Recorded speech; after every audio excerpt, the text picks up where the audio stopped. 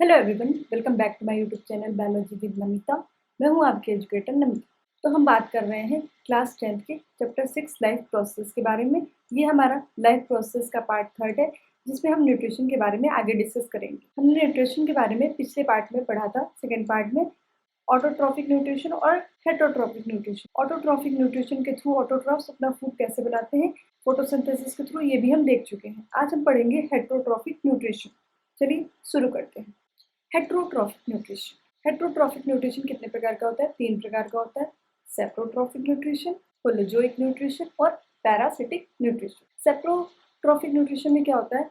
कुछ ऑर्गेनिज्म क्या करते हैं, फूड मटेरियल को अपनी बॉडी के बाहरी क्या करते हैं, ब्रेक डाउन कर देते हैं, फिर उसके बाद उसे एब्जॉर्ब करते हैं। इसमें एग्जांपल्स क्या आ जाते हैं? फंजाई के। कौन कौन से? ब्रेड मोल्ड, ईस्ट और मशरूम। ये ब्रेड मोल्ड है, ये मशरूम है।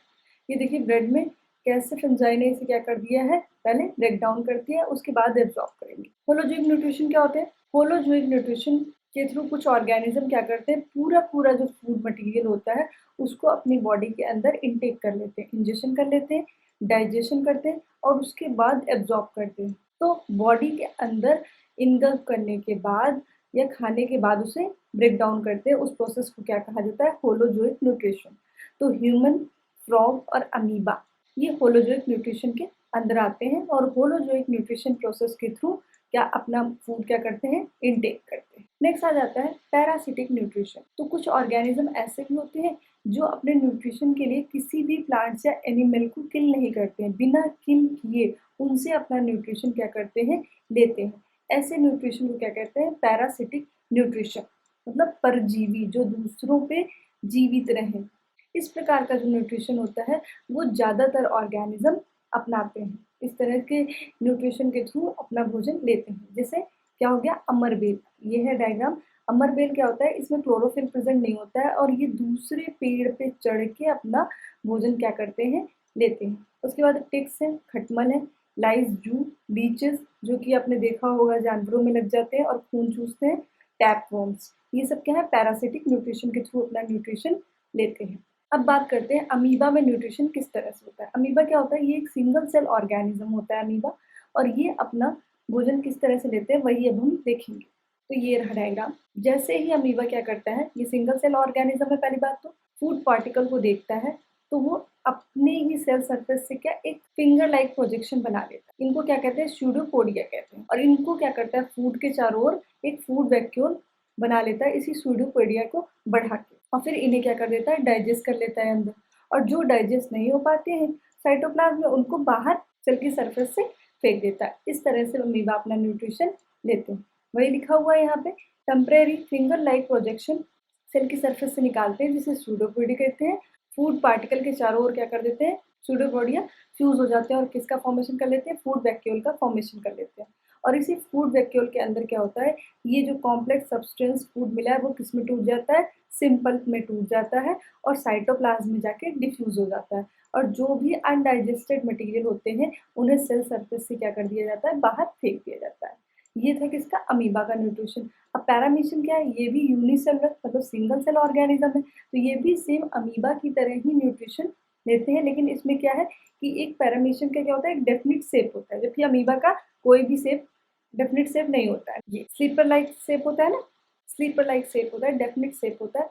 तो क्या होता है? एक स्पेसिफिक स्पॉट पे ओरल ग्रुप पे आके क्या होता है? फूड आता है, तब वहां से ये पैरामीशियम उस फूड को इनटेक करते हैं। और ये फूड मूव किसके थ्रू करता है? ये फूड जो होता है वो सीलिया के द्वारा मूवमेंट शो करता है, पूरी सरफेस के थ्रू कवर कर लिया जाता है, which cover the entire surface of the cell. अब हम पढ़ेंगे ह्यूमन बीइंग्स न्यूट्रिशन कैसे होता है। क्या लिखा हुआ है? ये पूरा क्या है? डाइजेस्टिव सिस्टम है इसका, ह्यूमन। अब इसको ध्यान से देखिए। Alimentary canal is basically a long tube extending from the mouth to the anus. ये एलिमेंट्री कैनाल है जो कि एक लंबी ट्यूब है जो कि मुंह से लेके एनस तक क्या हुई है? फैली हुई है। इसमें अलग अलग पार्ट है इस ट्यूब में। Various regions are specialised to perform different function. और यही डिफरेंट जो भी रीजन्स हैं वो स्पेशल फंक्शन परफॉर्म करने के लिए स्पेशलाइज है। मतलब इनके अलग अलग डिफरेंट काम है। मतलब ऑसोफेगस का अलग काम है, लीवर का अलग काम है, स्टमक का अलग काम है, पेनक्रियाज का अलग काम है, लार्ज इंटेस्टाइन का अलग काम है, स्मॉल इंटेस्टाइन का अलग काम है, एनएस का अलग काम है। सबका अपना अपना एक स्पेशलाइज फंक्शन है। जो भी हमारे मुंह में वाटर है वो केवल वाटर ही नहीं होता, वो एक फ्लूइड होता है जिसे हम क्या कहते हैं, स्लाइवा, लार कहते हैं, जो किसके थ्रू निकलता है, स्लाइवरी ग्लैंड्स के थ्रू निकलते हैं। स्लाइवरी ग्लैंड से स्लाइवा निकलता है। स्लाइवा में क्या पाया जाता है, the saliva contains an enzyme called salivary amylase. उसी स्लाइवा में क्या प्रेजेंट होता है, एमाइलेज प्रेजेंट होता है, जिसका मेन काम क्या होता है, ब्रेक डाउन स्टार्च, स्टार्च को ब्रेक करना होता है। जो भी हमने खाना खाया है उसमें स्टार्च होता है, उस स्टार्च को कौन ब्रेक करता है, एमाइलेज एंजाइम ब्रेक करता है और इसके कॉम्प्लेक्स मॉलिक्यूल को सिंपल शुगर में तोड़ देता है। The lining of canal has muscle push the food forward. तो ये जो लाइनिंग ऑफ कैनाल, कैनाल की जो लाइनिंग होती है इसमें एक मसल प्रेजेंट होती है जो क्या करती है, फूड को आगे की ओर धकेलती है। इस मूवमेंट से क्या होता है, फूड जो होता है वो कहाँ चला जाता है, गट में आ जाता है। From the mouth the food is taken to the stomach through the food pipe और ऑइसोफेगस। मुंह से स्टमक तक आने में फूड क्या करता है, किसके थ्रू आता है, फूड पाइप के थ्रू आता है। इसे ही क्या कहते हैं, ऑइसोफेगस कहते हैं। इसी ऑइसोफेगस के थ्रू माउथ से फूड कहाँ जाता है, स्टमक में आ जाता है। अब स्टमक में आ गया, अब इसकी बात, तो स्टमक में जो फूड का डाइजेशन होता है वो किसके थ्रू होता है, गैस्ट्रिक ग्लैंड के थ्रू होता है। क्यों, क्योंकि स्टमक की वॉल में क्या प्रेजेंट होती है, यही ये वॉल में गैस्ट्रिक ग्लैंड प्रेजेंट होती है जो क्या रिलीज करती है, तीन तरह के एंजाइम्स रिलीज करती है। हाइड्रोक्लोरिक एसिड को रिलीज करती है, पेप्सिन को रिलीज करती है और म्यूकस रिलीज करती है। इसका अब अपना अपना काम है। हाइड्रोक्लोरिक एसिड, एसिड है तो ये क्या करेगा, फूड को कैसा बना देगा, एसिड बना, मतलब एसिडिक पीएच कर देगा उसका फूड का, जिससे क्या होगा, the hydrochloric acid creates an acidic medium which the action of the enzyme pepsin can act in an efficient manner। इसको एसिडिक बनाने के पीछे का मकसद ये है कि जो एंजाइम पेप्सिन है वो इस फूड पे आसानी से काम कर सके, इसलिए फूड को क्या बना दिया गया, एसिडिक बना दिया गया। साथ ही साथ एसिडिक बनाने से क्या होता है, इस फूड में जो भी बैक्टीरिया प्रेजेंट होंगे वो क्या हो जाएंगे, किल हो जाएंगे। जो भी प्रोटीन को डाइजेस्ट करता है उस एंजाइम को हम क्या कहते हैं, पेप्सिन कहते हैं। याद कैसे करेंगे, P फॉर पी, प्रोटीन को डाइजेस्ट करने वाले एंजाइम का नाम क्या है, तो आप P फॉर पी याद रख सकते हैं कि प्रोटीन कौन डाइजेस्ट करता है, पेप्सिन। फिर म्यूकस, म्यूकस क्या करता है, mucus protect the inner lining of the stomach from the action of the acid under normal condition. ये स्टमक, इसके अंदर फूड आया तो इसका पीएच क्या कर दिया गया, एसिडिक कर दिया गया। एसिडिक इसलिए किया गया जिससे कि इसमें जो एंजाइम है पेप्सिन वो इस पर आसानी से वर्क कर सके और इसमें जो प्रोटीन प्रेजेंट है उसको ब्रेक डाउन, डाइजेस्ट कर सके। तो यहाँ पे जो लाइनिंग है अंदर की स्टमक की, नॉर्मल कंडीशन में वो तो एसिडिक नहीं हो जाएगी ना, तो उसी को एसिडिक होने से रोकने के लिए यहाँ पे क्या प्रेजेंट होता है, म्यूकस प्रेजेंट होता है, जिससे कि इजीली आसानी से काम हो जाए और नॉर्मल कंडीशन में भी जो इनर लाइनिंग है स्टमक की एसिडिक ना हो। नेक्स्ट देखते हैं, अब स्टमक का काम खत्म हो गया। यहाँ पे हमें हाइड्रोक्लोरिक एसिड मिला था, पेप्सिन मिला था और म्यूकस मिला था। इसका हमने तीनों का काम देख लिया। ये फूड मूव कर जाता है स्टमक से स्मॉल इंटेस्टाइन में एंटर कर जाता है स्फिंक्टर मसल्स के थ्रू। स्फिंक्टर मसल क्या करता है, रेगुलेट करता है। ये स्फिंक्टर मसल कहाँ प्रेजेंट होता है, स्टमक के निचले पोर्शन में प्रेजेंट होता है और ये क्या करता है, फूड को कहाँ एंटर कराता है, स्मॉल इंटेस्टाइन में एंटर कराता है। स्फिंक्टर मसल मतलब क्या होता है, प्रेस करने वाली मसल, मतलब दबाने वाली, मतलब उसको प्रेशर से कहाँ भेजने वाली, स्मॉल इंटेस्टाइन में भेजने वाली मसल को क्या कहते हैं, स्फिंक्टर मसल कहते हैं, जो कि कहाँ प्रेजेंट होती है, स्टमक के लोअर पार्ट में प्रेजेंट होती है। अब आ जाता है स्मॉल इंटेस्टाइन में फूड। तो स्मॉल इंटेस्टाइन के बारे में पढ़ लेते हैं पहले क्या है। तो ये एलिमेंट्री कैनाल हमने देखा था, एलिमेंट्री कैनाल का सबसे लंबी पार्ट स्मॉल इंटेस्टाइन, जो कि किस फॉर्म में फिट रहती है, कॉम्पैक्ट स्ट्रक्चर में क्या रहती है, फिट रहती है, क्वाइलिंग फॉर्म में। डायग्राम देख लेते हैं, ये था डायग्राम। तो ये है आपकी क्या, स्मॉल इंटेस्टाइन, जो कि एलिमेंट्री कैनाल की सबसे लंबा पार्ट है और किस फॉर्म में फिट है, क्वाइलिंग के फॉर्म में फिट है, एक कॉम्पैक्ट स्पेस में फिट है। स्मॉल इंटेस्टाइन का जो लेंथ होता है अलग अलग एनिमल्स में क्या करता है, अलग अलग लेंथ का होता है। ये डिपेंड किस पे करता है, फूड पे डिपेंड करता है। जैसे हार्बीवोर है, वो क्या खा रहे हैं, ग्रास, तो इसके लिए उनको क्या चाहिए, लॉन्गर स्मॉल इंटेस्टाइन। जबकि इसके कंपैरिजन जो कार्निवोर है जैसे कि टाइगर, वो उनको क्या चाहिए, शॉर्टर स्मॉल इंटेस्टाइन चाहिए। क्यों? क्योंकि मीट जो होता है वो इजीली डाइजेस्ट हो जाता है, किसकी अपेक्षा, सेलुलोज की अपेक्षा। सेलुलोज किस में प्रेजेंट होगा, ग्रास में, उनमें सेलुलोज प्रेजेंट है, ठीक है, उनके खाने में। और जबकि जो कार्निवोरस है, मांसाहारी है, तो वो क्या खाएंगे, मीट खाएंगे, तो वो इजीली डाइजेस्ट हो जाएगा रेदर देन सेलुलोज। यहाँ तक चीजें कंप्लीट हो गई। तो ये क्वेश्चन आता है एग्जाम में कि जो डाइजेशन होता है फूड का वो कंप्लीटली कहाँ होता है, तो उसका आंसर होगा स्मॉल इंटेस्टाइन में कंप्लीट डाइजेशन होता है। किसका, कार्बोहाइड्रेट का, प्रोटीन का, फैट का। अब आगे चलते हैं। स्मॉल इंटेस्टाइन क्या रिसीव करती है, पैनक्रियाटिक जूस को और सिक्रेशन ऑफ लीवर को क्या करती है, रिसीव करती है। तो ये लीवर, लीवर से क्या आएगा, बाइल जूस आएगा, बाइल सॉल्ट आएगा। और जो ये पैनक्रियाज है, इससे क्या आएगा, इससे आएगा पैनक्रियाटिक जूस। ये दोनों कहाँ आ गया, स्मॉल इंटेस्टाइन में आ गया। जो बाइल जूस होता है वो किस पे काम करता है, फैट पे काम करता है। तो अब बाइल जूस का फंक्शन क्या है, बाइल जूस का जो फंक्शन है वो क्या करता है, अभी तक फूड कहाँ था, स्टमक में था तो एसिडिक था, अब इसको क्या किस में चेंज करेगा, एल्कलाइन में, बेस में चेंज करेगा। तो इस कैसे याद करेंगे, बी फॉर बी, मतलब बाइल जूस एसिडिक को किस में चेंज करेगा, बेसिक में चेंज करेगा। एल्कलाइन को बेसिक भी तो बोलते हैं ना, तो बेसिक में चेंज कर देगा। एक ये याद रखेंगे। दूसरा पॉइंट क्या याद करेंगे कि ये फैट के इमल्सिफिकेशन में भी परफॉर्म करेगा, मतलब फैट का ब्रेक डाउन भी कौन करेगा, बाइल जूस ही करेगा। अच्छा, ऐसा करना क्यों जरूरी है, तो वो हम आगे बढ़ेंगे। क्योंकि फूड कहाँ से आया, स्टमक से आया, इसलिए वो कैसा था, एसिडिक था। अब उसको कैसा बनाना है, एल्कलाइन बनाना है, बेसिक बनाना है। क्यों बनाना है, क्योंकि उस पर पैनक्रियाटिक एंजाइम क्या कर सके, काम कर सके। पैनक्रियाटिक एंजाइम कहाँ से आ रहा है, पैनक्रियास से आ रहा है। जो भी स्मॉल इंटेस्टाइन में फैट्स प्रेजेंट है वो किस फॉर्म में प्रेजेंट होते हैं, लार्ज ग्लोब्यूल्स के फॉर्म में प्रेजेंट होते हैं। मतलब इतना बड़ा लार्ज ग्लोब्यूल है किसका, फैट का। अब उस पर काम नहीं कर पा रहा है पैनक्रियाटिक एंजाइम, दिक्कत हो रही है, which makes it difficult for enzyme to act on. इस पे पैनक्रियाटिक एंजाइम क्या करेगा, काम नहीं कर पा रहा है, वर्क नहीं कर पा रहा है। तो फिर बाइल और सॉल्ट ने क्या किया, bile salt break them down into smaller globules. तो इस लार्ज ग्लोब्यूल्स को तोड़ दिया, छोटे छोटे पार्ट्स में ब्रेक कर दिया।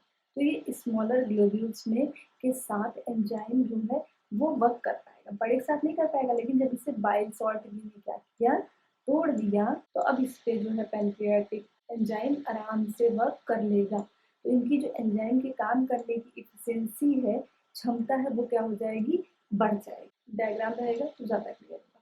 तो ये था स्मॉल इंटेस्टाइन, पैनक्रियाटिक से, पैनक्रियाटिक एंजाइम्स आया पैनक्रियास से, और लीवर से क्या आया, बाइल जूस या बाइल सॉल्ट आया। इन्होंने क्या किया, बी फॉर बी, एसिडिक को बेसिक बनाया फूड को, और साथ ही साथ लिपिड के या फैट के इसमें इमल्सिफिकेशन में परफॉर्म किया। और जो बड़े बड़े पार्ट थे फैट के, उनको किसमें, छोटे छोटे पार्ट में चेंज कर दिया, जिससे कि पैनक्रियाटिक एंजाइम इन पे वर्क कर सके। पैनक्रियास क्या सेक्रेट करते हैं, पैनक्रियाटिक जूस। इस पैनक्रियाटिक जूस कौन कौन से एंजाइम पाए जाते हैं, ट्रिप्सिन और लाइपेज। ट्रिप्सिन क्या करता है, डाइजेस्ट करता है प्रोटीन। यहाँ स्मॉल इंटेस्टाइन की बात हो रही है, स्टमक में था पेप्सिन जो कि प्रोटीन को डाइजेस्ट कर रहा था, ये कहा था स्टमक। लेकिन स्मॉल इंटेस्टाइन में जो ट्रिप्सिन है वो क्या करेगा, प्रोटीन को डाइजेस्ट करेगा, और लाइपेज क्या करेगा, फैट के इमल्सिफाइड को ब्रेक करेगा। इसको कैसे याद करेंगे, तो लाइपेज जो है वो किसको तोड़ रहा है, फैट, इसको तोड़ रहा है। फैट को हम लोग क्या कहते हैं, लिपिड भी कहते हैं ना, सबको पता है। तो एल फॉर एल याद कर, मतलब लाइपेज जो है वो किसको ब्रेक करेगा, लिपिड को ब्रेक करेगा, तोड़ेगा, इमल्सिफाइड लिपिड को या फैट को, दोनों ही सही है। और यहाँ पे जो हमारा पेप्सिन था वो प्रोटीन को स्टमक में डाइजेस्ट कर रहा था। अब बात करते हैं जो स्मॉल इंटेस्टाइन की वॉल है, उसमें भी तो कुछ ग्लैंड्स प्रेजेंट होंगे। ये तो लीवर और पैनक्रियास से आएगा। स्मॉल इंटेस्टाइन में जो ग्लैंड्स प्रेजेंट है वो भी कुछ इंटेस्टाइनल जूस क्या करती है, सिक्रीट करती है। ये इंटेस्टाइनल जूस में क्या प्रेजेंट होते हैं, एंजाइम्स प्रेजेंट होते हैं जो कि फाइनली कन्वर्ट कर देते हैं प्रोटीन को अमीनो एसिड में। प्रोटीन क्या है, कॉम्प्लेक्स है और इसका सिंपल फॉर्म क्या है, अमीनो एसिड। इसी तरह कार्बोहाइड्रेट को किसमें चेंज कर दिया, ग्लूकोज में, और फैट को किसमें चेंज कर दिया, फैटी एसिड और ग्लिसरॉल। तो ये मेन पॉइंट है कि स्मॉल इंटेस्टाइन में पूरा का पूरा फूड जो होता है वो कम्प्लीटली डाइजेस्ट हो जाता है। प्रोटीन अमीनो एसिड में, कॉम्प्लेक्स कार्बोहाइड्रेट ग्लूकोज में, और फैट फैटी एसिड और ग्लिसरॉल में चेंज हो जाता है। अब ये जो डाइजेस्टेड फूड है, जो फूड डाइजेस्ट हो चुका है, उसको स्मॉल इंटेस्टाइन द्वारा क्या कर लिया जाता है, स्मॉल इंटेस्टाइन की वॉल द्वारा क्या कर लिया जाता है, ले लिया जाता है, taken up by the wall of the intestine. तो जो इनर लाइन होती है इस स्मॉल इंटेस्टाइन की, inner lining of small intestine, उसमें बहुत सारे क्या होते हैं, फिंगर लाइक प्रोजेक्शन होते हैं। क्या होते हैं, फिंगर लाइक प्रोजेक्शन होते हैं। तो जैसे ये इसमें क्या होते हैं, ये फिंगर लाइक प्रोजेक्शन होते हैं स्मॉल इंटेस्टाइन की इनर लाइनिंग में। ये फिंगर लाइक प्रोजेक्शन क्या कहलाते हैं, विलाई कहलाते हैं। ये विलाई का मेन काम क्या होता है, ये विलाई का मेन काम होता है एब्जॉर्प्शन के लिए फूड के सरफेस एरिया को बढ़ा देना। सरफेस एरिया को बढ़ाने का काम कौन करता है, विलाई करती है स्मॉल इंटेस्टाइन में। विलाई जो होती है बहुत अधिक मात्रा में क्या प्रेजेंट होती है, ब्लड वेसल्स प्रेजेंट होती है, जो क्या करती है, फूड को एब्जॉर्ब कर लेती है और बॉडी की हर एक सेल तक पहुंचा देती है एब्जॉर्ब। ये क्यों यूटिलाइज करती है फूड को, एनर्जी के लिए, नए नए टिश्यू बनाने के लिए, और साथ ही साथ जो भी ओल्ड टिश्यू है उनको रिपेयर करने के लिए। स्टार्टिंग में याद कीजिए हम क्यों पढ़ रहे थे, क्या कहते हैं, लाइफ प्रोसेस, क्योंकि जो भी मेंटेनेंस जॉब है या रिपेयर प्रोसेस है वो करने के लिए हमें एनर्जी की रिक्वायरमेंट, ये सब एक्टिविटीज लाइफ प्रोसेस के अंदर आती है। अब क्या होता है, जो भी एब्जॉर्ब नहीं किया गया फूड वो क्या होता है, अब ये क्या है, ये है लार्ज इंटेस्टाइन, ठीक है। तो जो अनएब्जॉर्ब फूड होता है उसको कहाँ भेज दिया जाता है, लार्ज इंटेस्टाइन में भेज दिया जाता है। यहाँ पे क्या होता है, जो भी इस अनएब्जॉर्ब फूड में वाटर होता है उसको इस मटेरियल से क्या कर लिया जाता है, एब्जॉर्ब कर लिया जाता है, और केवल अब मटेरियल बचा। Rest of the material is remove from the body via energy. और जो भी रिमूव मटेरियल है, जिसमें वाटर, जो भी मटेरियल बचा जिसमें वाटर वगैरह नहीं है और न्यूट्रिएंट्स एब्जॉर्ब कर लिए गए हैं, वो जो मटेरियल होता है उसे एनएस के थ्रू बॉडी से रिमूव कर दिया जाता है। और जो भी वेस्ट मटेरियल होता है जो कि एनएस के थ्रू शरीर के बाहर निकल जाता है, उसको भी कौन रेगुलेट करता है, एनल स्फिंक्टर। तो स्टमक में था, स्टमक स्फिंक्टर मसल दबाव के कारण उसको स्मॉल इंटेस्टाइन में भेजता था, और लार्ज इंटेस्टाइन में क्या प्रेजेंट है, एनल एनल स्फिंक्टर में प्रेजेंट है, जो कि दबाव से कहाँ भेज देता है, उसे बॉडी से एग्जिट कर देता है। तो आज के लिए बस इतना ही। अगर आपको ये वीडियो अच्छी लगी हो तो वीडियो को लाइक करना, चैनल को सब्सक्राइब करना और अपने फ्रेंड्स के साथ शेयर करना ना भूलें। नेक्स्ट हम बात करेंगे रिस्पायरेशन की पार्ट 4 में। लाइफ प्रोसेस के पार्ट 4 में हम डिस्कस करेंगे रिस्पायरेशन प्रोसेस। तब तक के लिए पढ़ते रहिए और आगे बढ़ते रहिए। Thanks for watching.